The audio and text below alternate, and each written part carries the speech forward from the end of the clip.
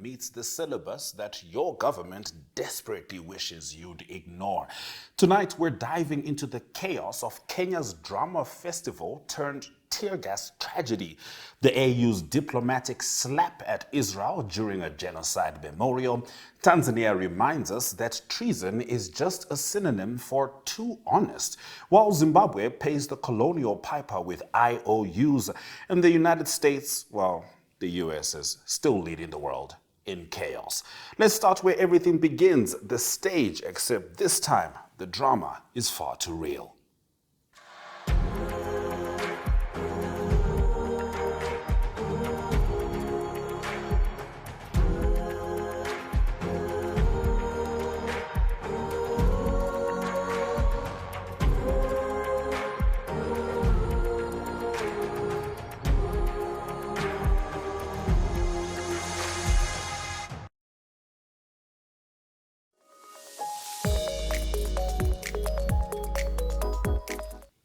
Let's get into it. In Kenya, where even school plays need a riot squad, Butere Girls' School dared to perform Echoes of War, a politically charged piece of theater so potent it apparently threatened national stability. Written by none other than Cleophas Malala, yes, a former senator moonlighting as a playwright, the play was disqualified, reinstated, and finally smothered in a fog of tear gas and bureaucracy. Now, nothing says free expression like detaining the writer, blocking rehearsals, and deploying police to ensure a crowd of teenagers doesn't get too inspired. Bravo, Kenya. You've managed to turn a high school play into a national security threat. Somewhere, Orwell's ghost is slow clapping. The students, rather than bowing, walked out mid-performance singing the national anthem. Because if there's one thing scarier than rebellion, it's patriotism in the hands of the youth. Kenya's leaders are clearly allergic to mirrors, especially when they're held up by 17-year-olds in school uniforms with more political courage than most cabinet meetings. Meanwhile, the irony, the play was about digital activism and generational frustration. And what better way to underscore that message than by making the performance itself a living example of state repression? Sometimes life imitates art, and sometimes the state gasses up the curtain call.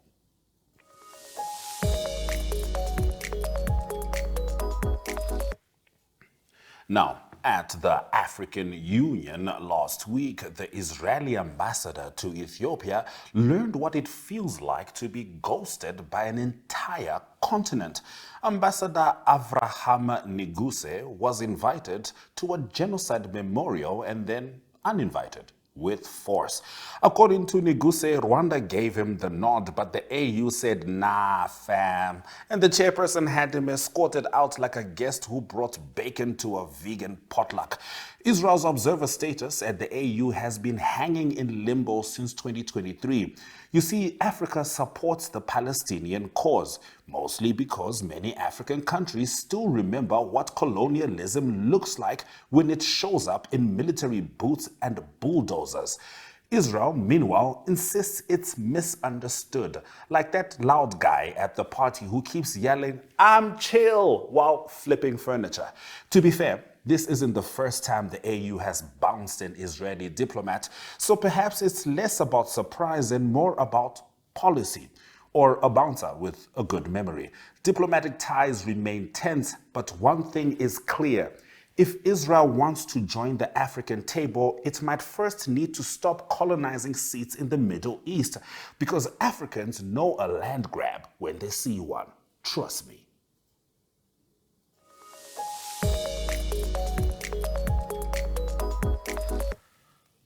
So Zimbabwe has finally written a $3 million apology note to white farmers, not for taking the land, that's still considered justifiable karma, but for breaking the plumbing and barns on their way out. Have a look. One of our commitments as we try to reform the Zimbabwe economy to clear our areas is really to compensate the former farm owners who lost their farms during the fast-track land reform program. So we struck an agreement, which is called the Global Compensation Deed, a few years back, and we have now begun to honor that agreement. The agreement basically says that we will pay a coupon initially of 1% of the value of or whatever is owed, and then the remainder, which is 99%, is then paid through a US dollar bond. These bonds run for 10 years, and they have a coupon of 2% per annum.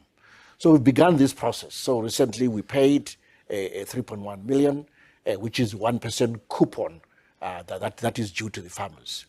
Basically, 378 farmers were covered out of the 740 farmers who had been approved by our land committee for payment. So we're pleased with this development, and farmers have been equally pleased. We've set up a very robust platform and process for verifying these farmers, the bank accounts where they ought to be paid locally. If anywhere in the world, we can pay anywhere in the world, whether they're in Australia, UK, South Africa, or here in Zimbabwe, we're able to reach out to them. And if you're a paper farmer, you get compensated for both the land and improvements.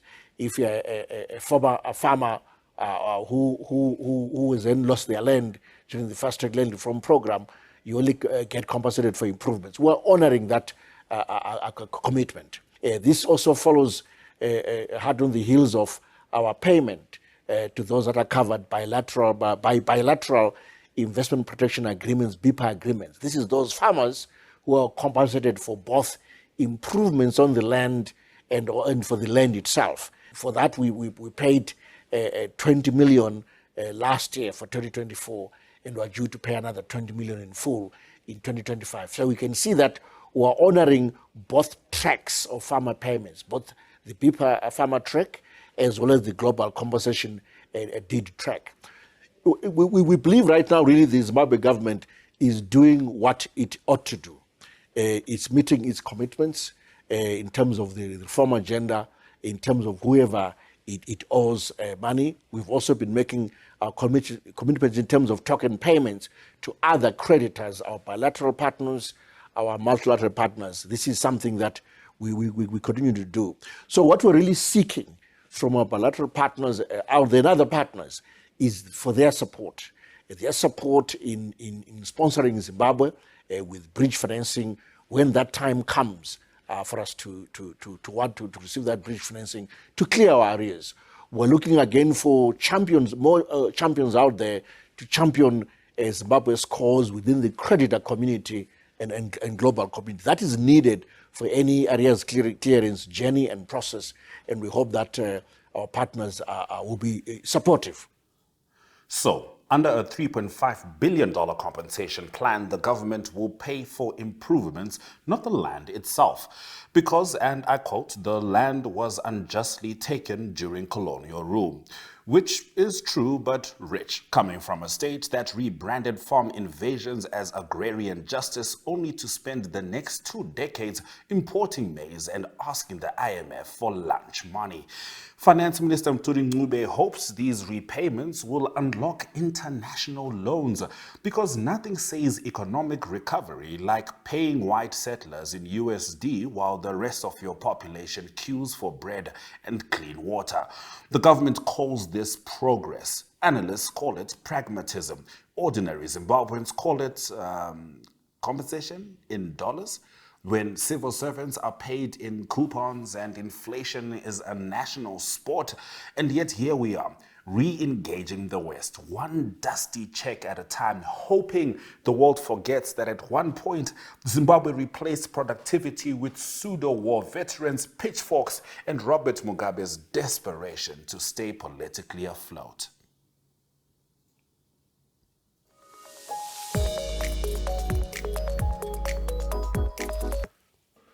In Tanzania, Tundu Lissu has once again discovered that in some countries, the truth isn't just inconvenient, It's treasonous.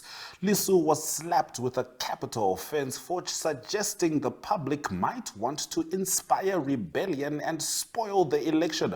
A bold statement, yes, but given that Tanzanian elections are usually spoiled long before polling day, some might say he was just stating the obvious.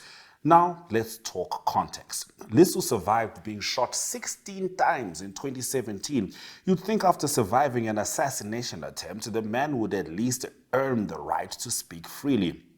But no, Tanzania prefers its opposition leaders silent, exiled, or criminally charged for saying mean things about democracy. President Samia Suluhu Hassan started her tenure with promises of reform and openness. But somewhere between human rights and electoral fairness, her administration veered into the same foggy lane of repression that her predecessor paved. And for the record, calling for rebellion is a crime in Tanzania, but allegedly rigging elections and gunning down your rivals apparently is just governance. We'll take a break before we return and talk about Donald Trump.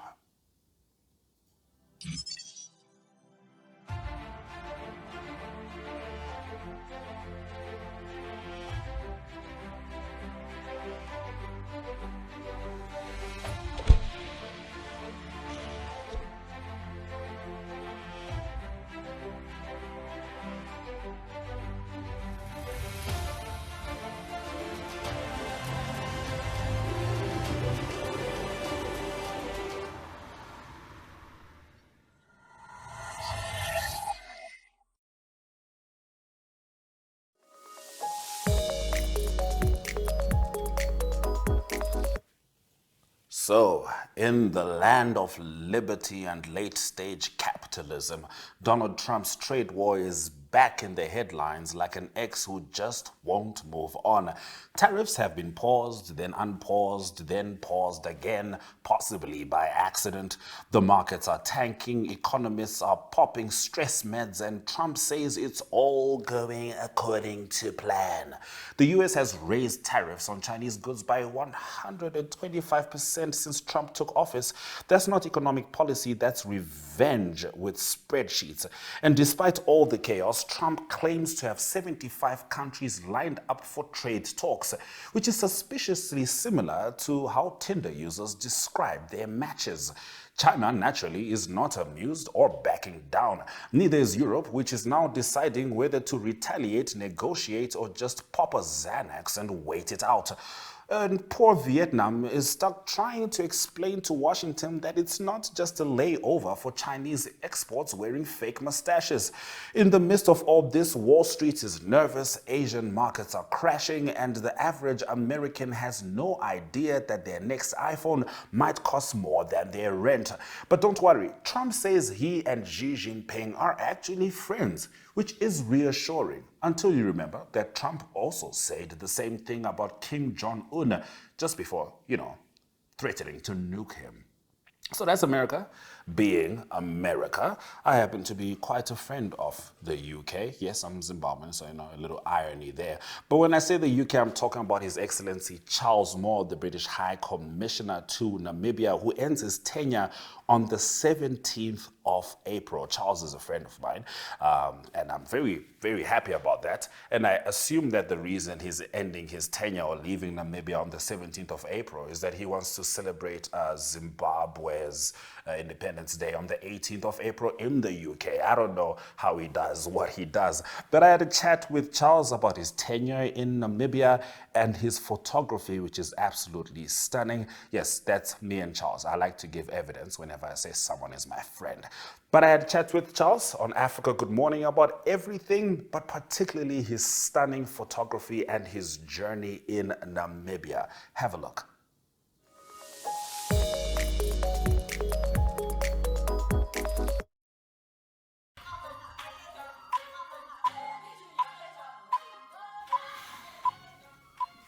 I am here with His Excellency Charles Moore, the British High Commissioner to Namibia, as he has been for the last 4 years. And it seems like that time that we usually hope never comes. But usually inevitably comes the end, so to speak, of your tenure in Namibia has arrived. You know, there's in the Bible they have a thing where they say the time of the end and the end times. You know, the end times are very different from the time of the end. If you get a chicken in let's say in June, those are the end times. When it's the 24th of December, that's the time of the end. Charles, it's good to have you here. Thank you very much for having me again.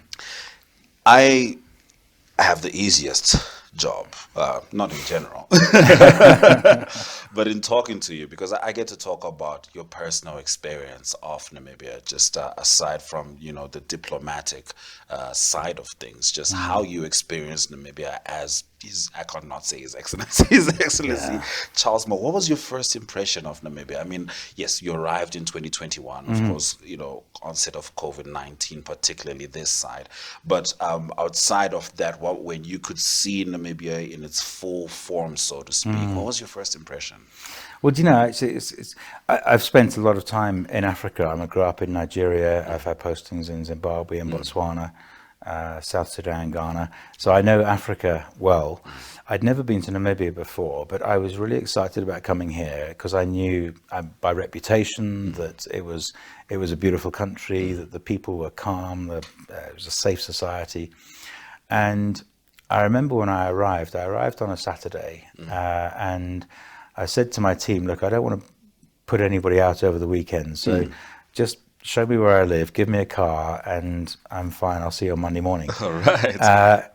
And on that Saturday afternoon, I then walked from the residence and I walked to Checkers, Hida Center. All right. Just to you know, get a few supplies or whatever.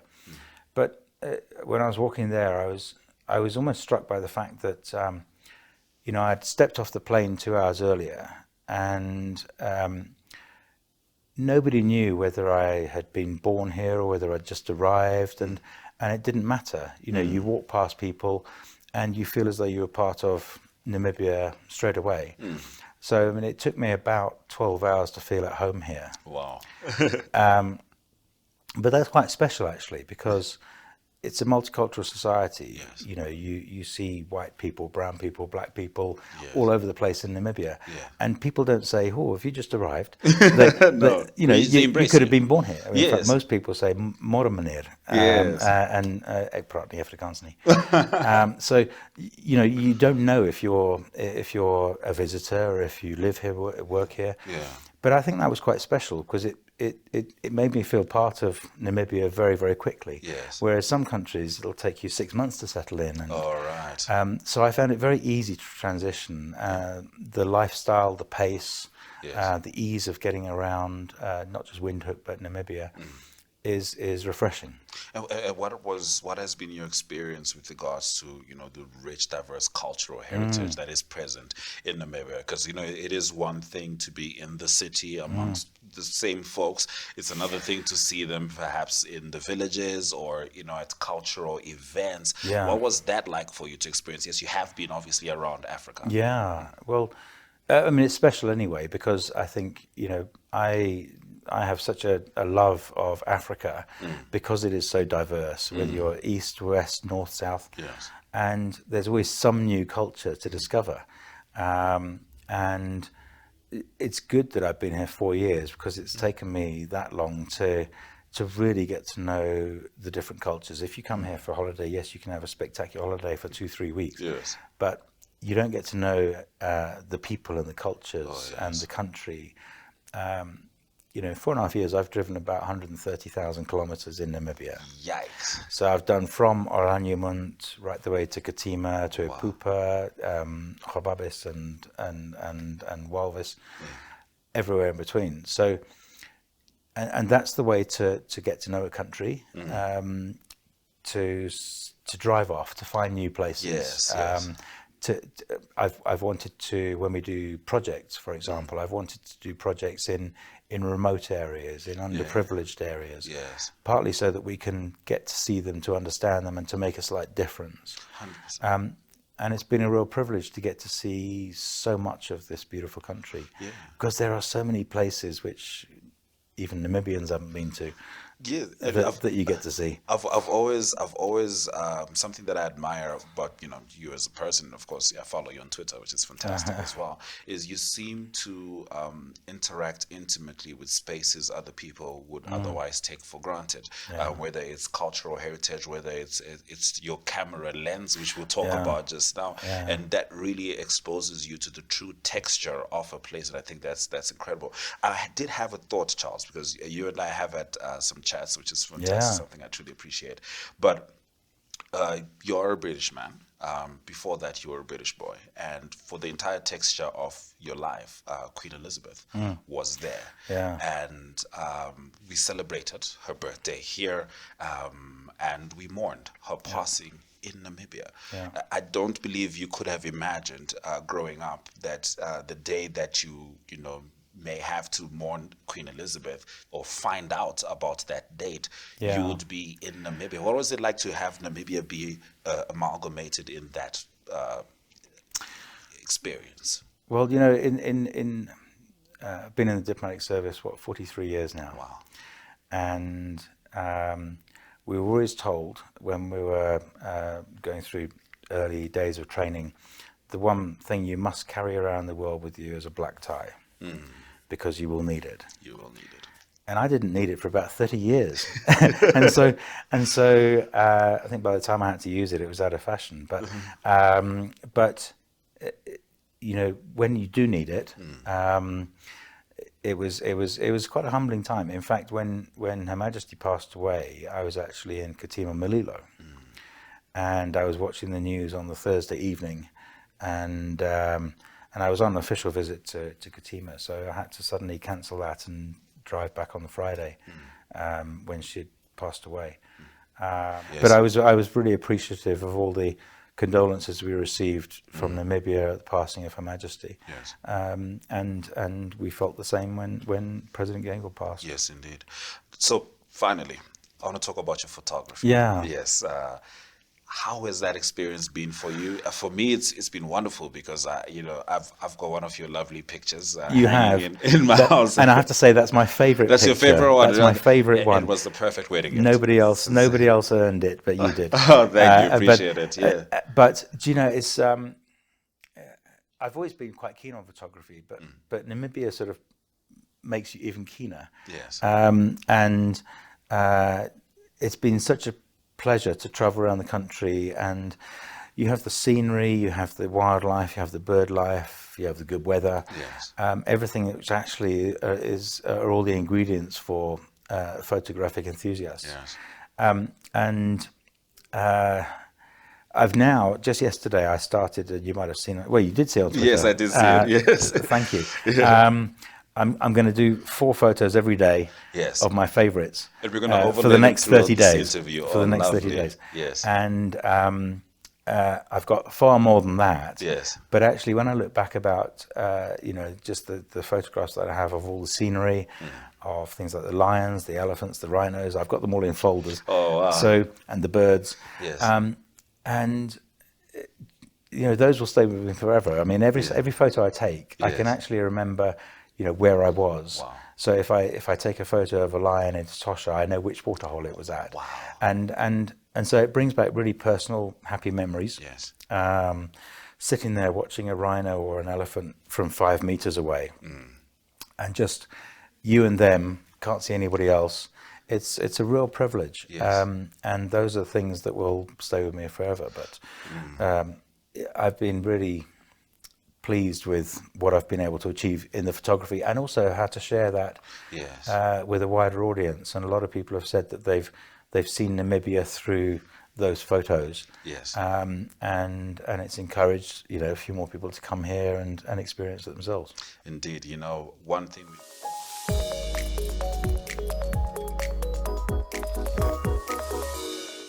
I will definitely miss His Excellency Charles Moore.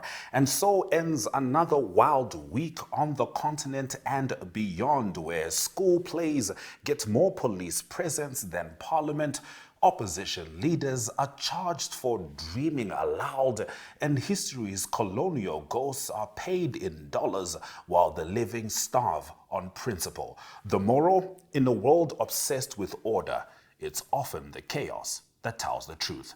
My name is Ashwin Betty, and this has been Second Take.